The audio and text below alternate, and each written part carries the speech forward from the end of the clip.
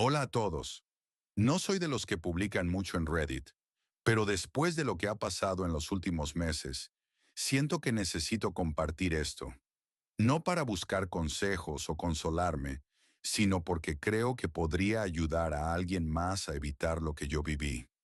Vivo en una pequeña ciudad en el medio oeste de Estados Unidos, un lugar donde todo el mundo se conoce y las noticias viajan rápido, pero hay secretos que se entierran profundo.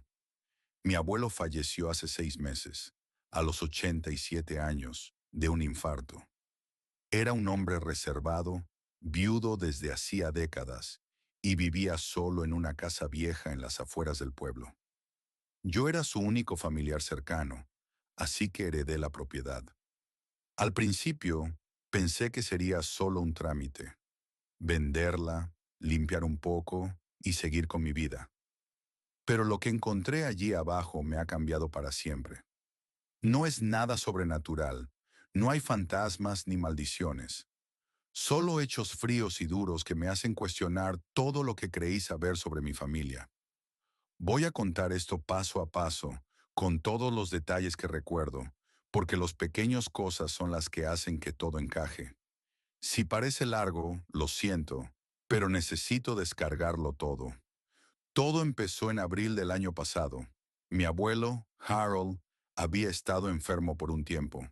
Tenía problemas cardíacos, pero se negaba a ir al hospital. Moriré en mi cama, no en una sala llena de extraños, solía decir. Yo lo visitaba cada fin de semana desde la ciudad, a unas 2 horas de distancia. Trabajaba como contador en una firma mediana. Nada emocionante, pero estable. Mi vida era rutinaria. Oficina de 9 a 5, gimnasio 3 veces por semana y los domingos con mi novia, Sara, paseando por el parque. Harold y yo no éramos muy cercanos emocionalmente. Él era de esa generación que no habla de sentimientos, pero lo respetaba. Había criado a mi padre solo después de que mi abuela muriera en un accidente de auto, cuando mi padre era niño. Nunca se volvió a casar. Cuando recibí la llamada del hospital diciendo que había muerto, no fue una sorpresa total, pero aún así dolió. Organicé el funeral, que fue pequeño, unos pocos vecinos, un primo lejano y yo. Después el abogado me dio las llaves de la casa y el testamento. Es tuya ahora, dijo. Pero ten cuidado, es vieja y necesita reparaciones. La casa era una construcción de los años 40, de 2 pisos, con un sótano grande que Harold usaba como taller. Él era carpintero jubilado y pasaba horas allí abajo haciendo muebles. Nunca me dejó entrar cuando era niño. Decía que era peligroso con las herramientas. Decidí ir a la casa el fin de semana siguiente para empezar a limpiar. Sara se ofreció a acompañarme, pero le dije que no, que quería hacerlo solo. Llegué un viernes por la tarde. El aire olía a humedad y a madera vieja.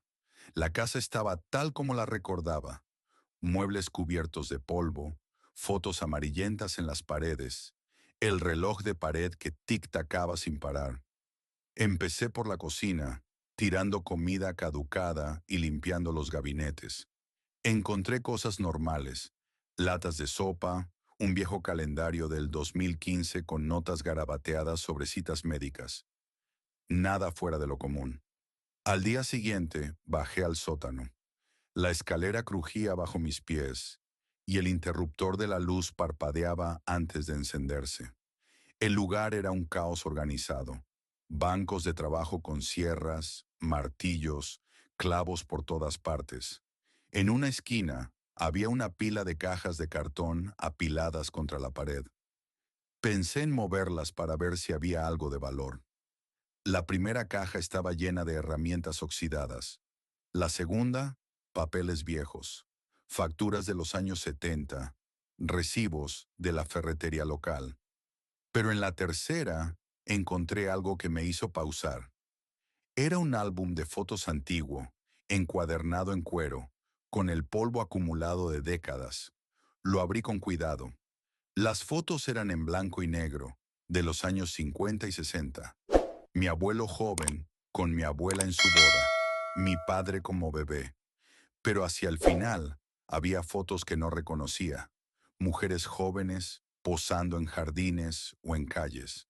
No eran familiares. Algunas tenían anotaciones en el reverso. Nombres como Margaret 1958 o Eileen 1962. Conté unas 15 fotos así. Me pareció extraño, pero lo atribuí a viejos amigos o quizás a affairs que mi abuelo tuvo después de la muerte de mi abuela. La curiosidad me picó, pero lo dejé de lado y seguí limpiando. Esa noche no pude dormir bien. La casa era silenciosa, demasiado silenciosa. Me quedé pensando en esas fotos. Al día siguiente, volví al sótano y empecé a revisar más cajas. En una de ellas, encontré un diario. Era un cuaderno grueso, con tapas duras, y las entradas empezaban en 1955. La letra de mi abuelo era precisa, como la de un ingeniero. Leí la primera página. Hoy conocí a Margaret en la feria del condado. Es hermosa, con ojos verdes. Hablamos durante horas. Sonaba romántico, pero mi abuela se llamaba Ruth y se casaron en 1952. Seguí leyendo. Las entradas describían encuentros con Margaret, paseos por el lago, cenas en restaurantes locales. Luego de repente una entrada del 15 de julio de 1958. Margaret discutió conmigo hoy. Quiere más compromiso. No puedo dárselo. Tengo que terminar esto. Y eso era todo sobre ella. Pasé a entradas posteriores. En 1960, conocí a Eileen en la biblioteca. Es callada pero inteligente. Me hace reír. Más descripciones de fechas, regalos, intimidad sutilmente insinuada. Luego, en 1962, Eileen está presionando por matrimonio. No entiende mi situación. Debo manejarlo con cuidado. Otra vez, el final abrupto. El patrón se repetía con otras mujeres. Nombres como Dorothy, Helen, Patricia. Cada una duraba unos meses o un año. Luego desaparecían de las entradas con una nota sobre terminar o manejarlo. Me sentí incómodo. Mi abuelo era un mujeriego, engañaba a mi abuela repetidamente, pero mi abuela murió en 1965 en un accidente de auto. Revisé las fechas. Algunas de estas mujeres eran durante el matrimonio, otras después. Conté 8 nombres en total en el diario, que terminaba en 1972. Cerré el cuaderno y lo guardé en mi mochila. Decidí investigarlo más tarde, en casa. De vuelta en la ciudad, le mostré el álbum y el diario a Sara. Ella frunció el ceño. Suena como un Don Juan, pero ¿por qué guardar fotos y diarios si era secreto? Buena pregunta. Esa noche busqué en internet los nombres con el apellido de mi abuelo o el pueblo. Nada salió al principio, pero agregué desaparecida por curiosidad y algo apareció. Un artículo de un periódico local digitalizado de 1958. Mujer joven desaparece después de Feria del Condado. Margaret Thompson, 22 años, vista por última vez saliendo con un hombre no identificado.